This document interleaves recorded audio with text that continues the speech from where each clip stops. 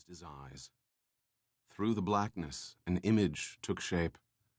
A Eurasian girl, dressed in white, with a silver cross hanging between her breasts. Her body was fuller than that of a Vietnamese, and there was a slight wave in her long black hair. She had high cheekbones and almond eyes, but her eyes were soft brown, and there was just the suggestion of freckles on her nose. As he held the image in his mind's eye, the mouth turned up in a smile that seemed to transform her whole face, making the features more strongly Gaelic. The Cupid's bow mouth pursed, and she spoke softly, "Tu es un homme intéressant. Et tu, Thérèse, es une femme intéressante." Tyson opened his eyes. He looked back at the page. The enemy fire directed at Tyson's men was coming from the vicinity of a small French hospital named Hôpital Miséricorde. The hospital, operated by a Catholic relief agency, was flying two flags, a Red Cross flag and a Viet Cong flag. The firefight had erupted shortly before noon as the American platoon approached. The platoon quickly took cover, and there were no initial casualties. After about 5 minutes of intense firing, the enemy broke contact and withdrew toward the city. Someone in the hospital then draped a white bedsheet from a second-story window, indicating surrender or all clear. Seeing the white sheet, Lieutenant Tyson began moving his platoon up to take possession of the hospital and surrounding structures. The enemy, however, had left behind at least one sniper, positioned on the hospital's roof.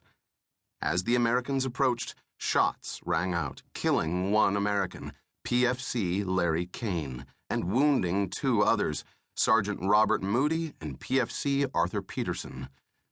There was a possible second sniper positioned at one of the windows.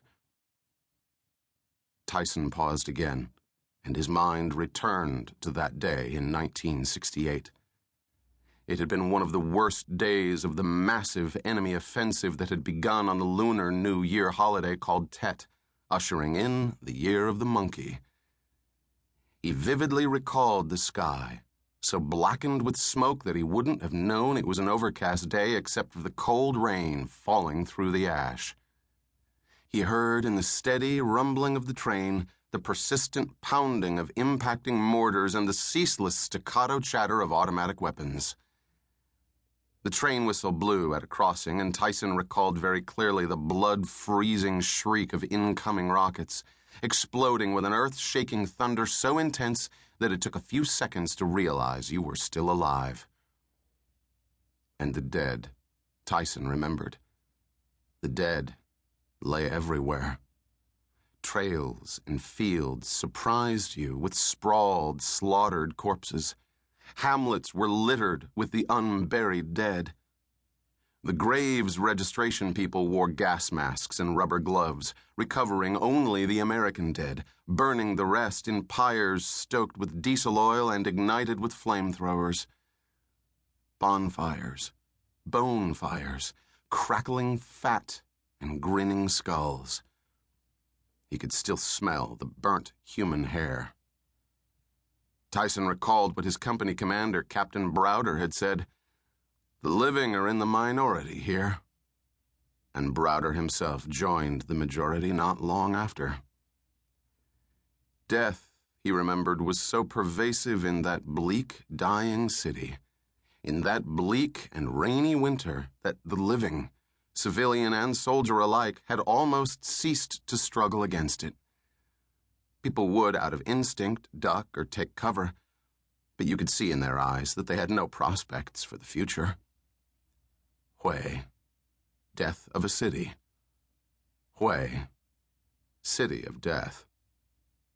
No wonder, he thought, we all went mad there. Tyson drew himself back to the book. He skipped a page and read at random. A French nurse, Marie Bois, attempted to stop the Americans from killing the wounded enemy soldiers, but she was struck with a rifle. An Australian physician named Evan Dougal began swearing abusively at the Americans. Clearly, everyone was overwrought. Nearly hysterical might be a better term. Suddenly, with no forewarning,